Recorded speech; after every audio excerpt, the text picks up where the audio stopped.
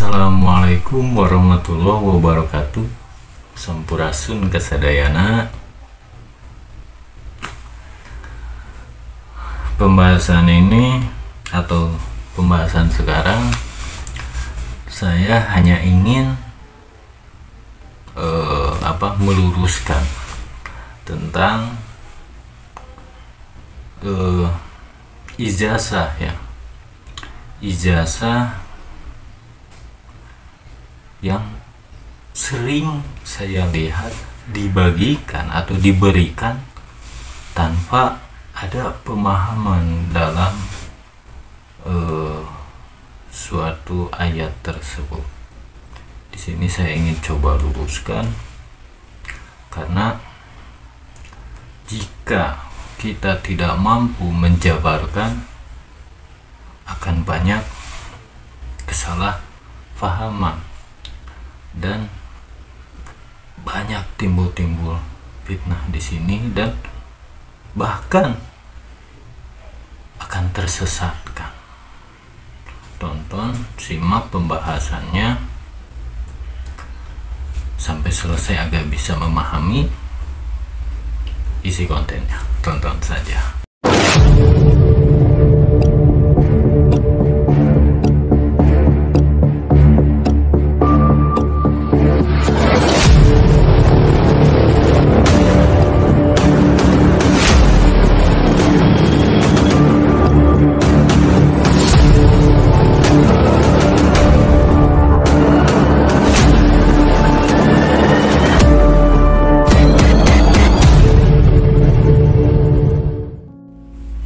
Dalam memahami ijazah yang sering diberikan atau ijazah ayat, saya menemukan satu konten dalam video YouTube tentang pemberian ijazah surat Yunus.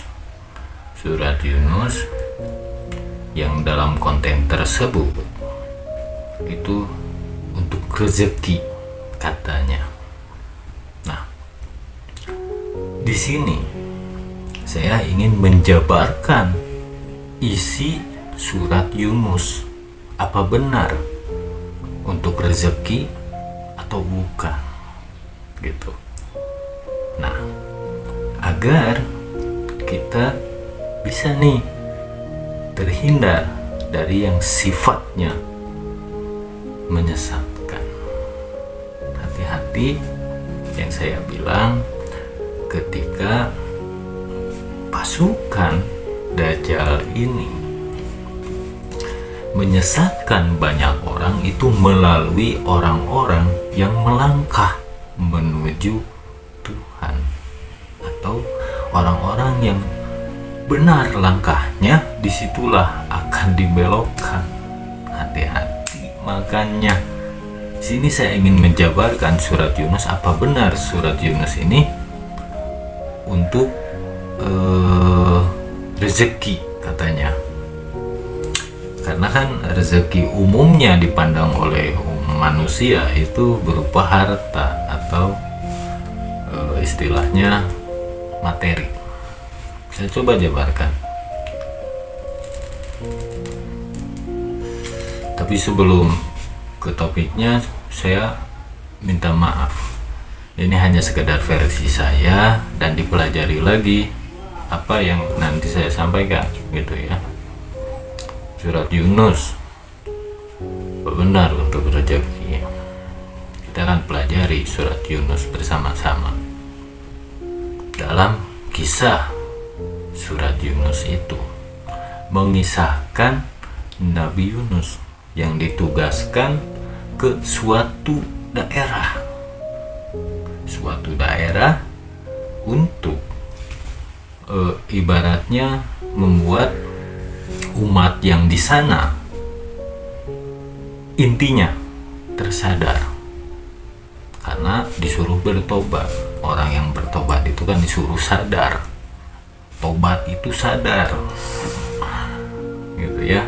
Tobat itu sadar, sadar itu eling itu akan tahu yang harus kita berjalan. Ibaratnya kita harus melangkah ke arah mana, sudah tahu benar dan salahnya. Ini yang dimaksud dalam surat Yunus. Kenapa ditujukan Nabi Yunus ke suatu daerah itu? Di situ umat-umat tersebut bandel dan tidak mau menerima apa yang dikatakan Nabi Yunus, gitu. Saking bandelnya Nabi Yunus ini sampai merasa atau hilang kesabarannya. Hilang kesabaran seperti apa? Ya, beliau pergi sebelum tugasnya selesai untuk menyadarkan umat yang di sana. Gitu. Belum selesai masa tugasnya, tapi beliau sudah pergi meninggalkan umat tersebut. Dari sebagian cerita yang saya barusan sampaikan, itu bentuk ketidaksabaran sebagai utusan. Contoh untuk kita apa? Kita manusia biasa. Nabi Yunus itu seorang utusan. Seorang utusan saja masih bisa dikuasai hawa nafsu, ego dalam menghadapi umatnya. Apalagi kita manusia biasa yang sangat penuh kekurangan. Itu gambaran dalam surat Yunus. Itu baru sampai istilahnya mangkir dari tugasnya. Nah, setelah Nabi Yunus pergi, umatnya ini baru tersadar bahwa akan ada peringatan ketika mereka tidak mau eling, tidak mau sadar atau bertobat. Kalau istilahnya disebutnya azab. Kalau menurut saya azab itu tidak ada, yang ada itu peringatan.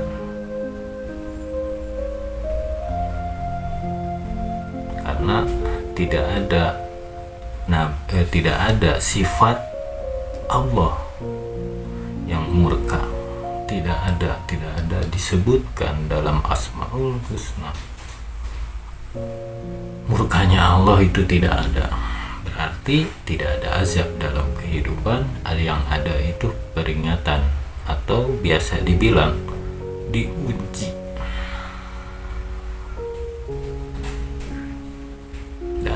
Saat Allah memberikan ujian itu bukan hanya untuk orang-orang yang ibaratnya beriman. Pahami ini, orang yang beriman itu yang sadar, bukan yang ahli ibadah. Pahami.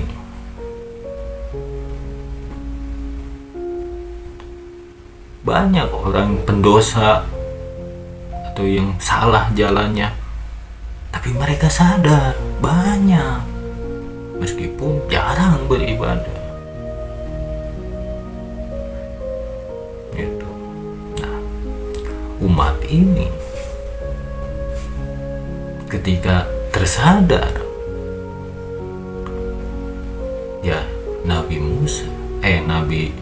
Yunus sudah terlanjur pergi. Itu contoh untuk kehidupan kita.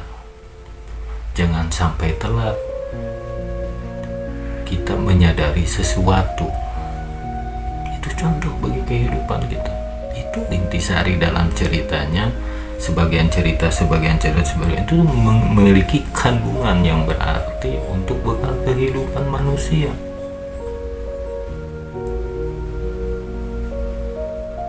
Kenapa dibilang untuk rezeki? Gitu kan? Makanya simak, saya coba menjabarkan surat Yunus ini.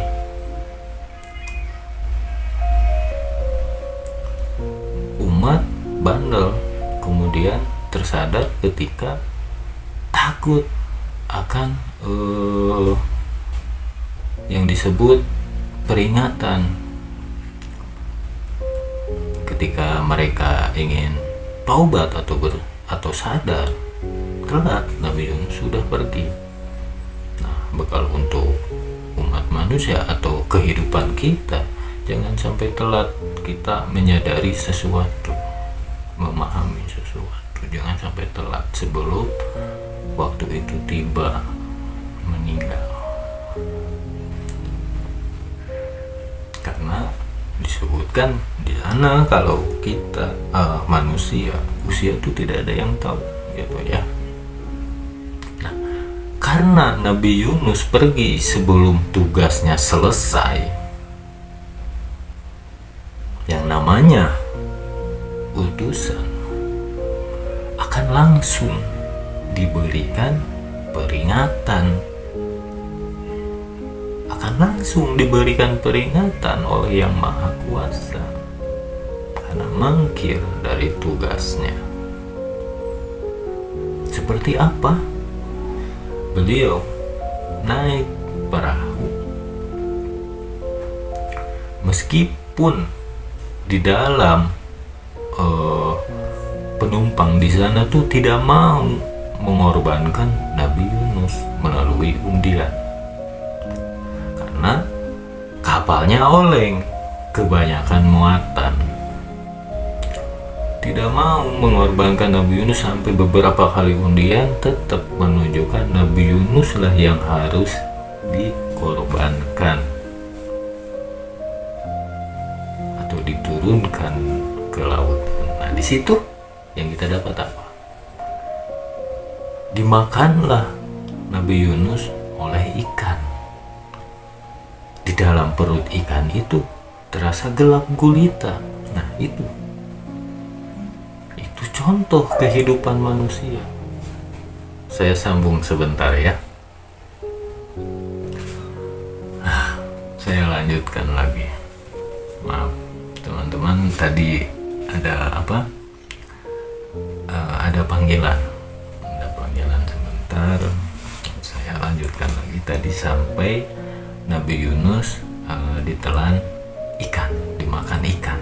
Nah, dalam ceritanya Nabi Yunus itu ditelan, dimakan oleh ikan dan tidak meninggal. Dan di dalam perut ikan itu merasa gelap, gitu. Gelap, tidak terlihat apa-apa. Nah, itu bentuk gambaran seseorang. Karena saya sering bahas bahwa manusia hidup di dunia ini semuanya utusan Yang Maha Kuasa. Utusan itu untuk orang-orang yang sadar. Orang-orang yang tidak sadar ya bukan utusan, karena tidak mengetahui dirinya utusan. Utusan manusia itu diutus ke dunia untuk yang disebut siliasa. Nah, gambaran Nabi Yunus ditelan oleh ikan itu gambaran bagi kehidupan manusia apa? Orang yang mangkir dari tugas yang diberikan oleh Yang Maha Kuasa akan diberikan cobaan dalam kehidupan yang berupa kegelapan. Apa orang yang gelap akan bisa melihat sesuatu? Tidak. Kegelapan hidup, manusia akan menemui kebingungan dalam kehidupannya.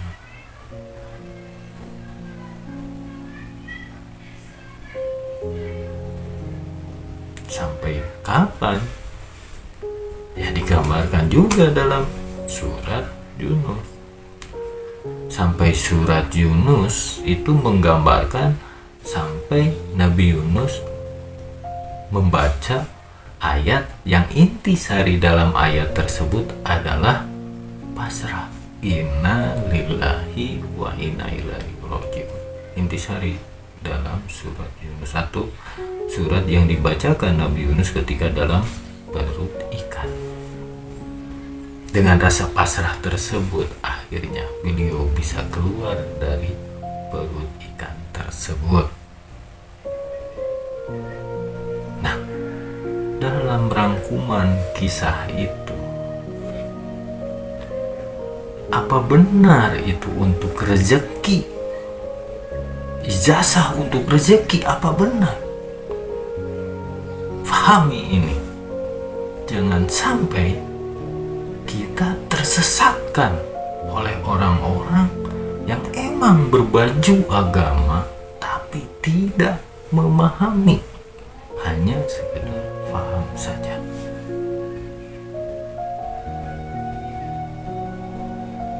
Mana rezekinya?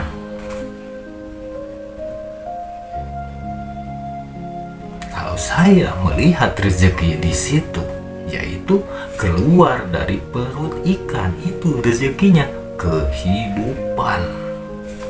Rezeki yang disebut itu bukan berupa materi, tapi kelangsungan hidup.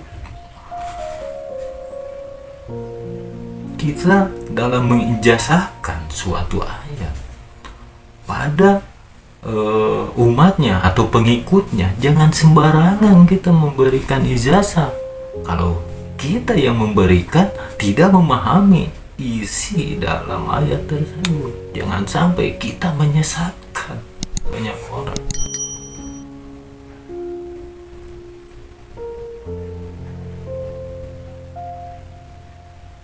Intisari dalam kisah Nabi Yunus ini apa?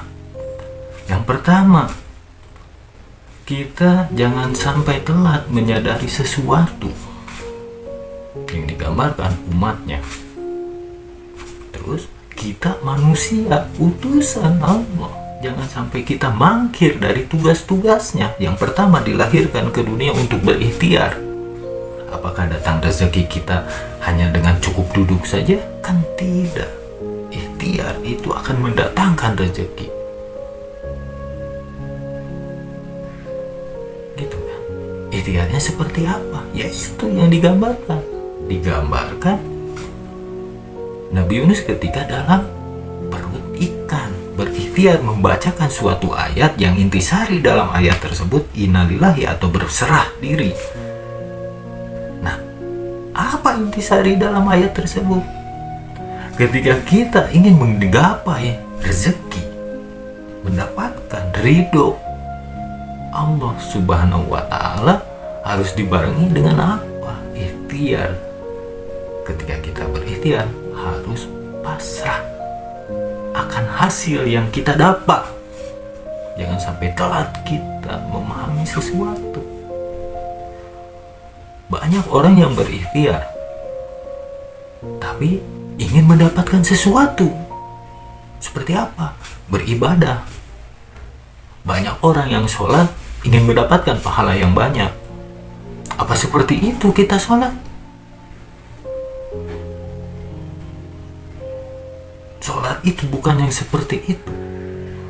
Ketika kita sholat, kita memenuhi kewajiban perintah Allah yang dicontohkan dalam cerita Nabi Yunus. Jangan sampai kita mangkir kalau kita tidak mau diperingati oleh Allah Subhanahu wa Ta'ala.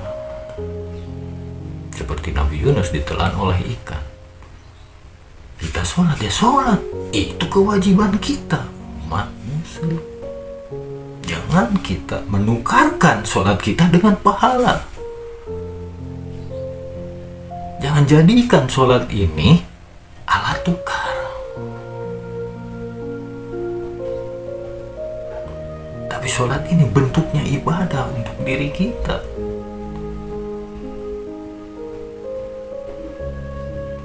Itu ikhtiar.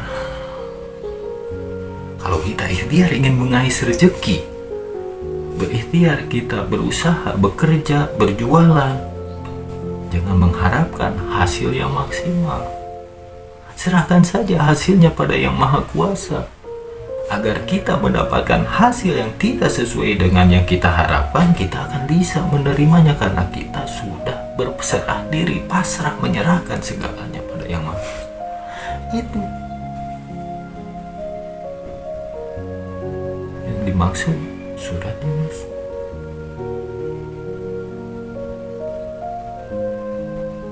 Jangan asal memberikan ijazah jika tidak bisa kita menjelaskan.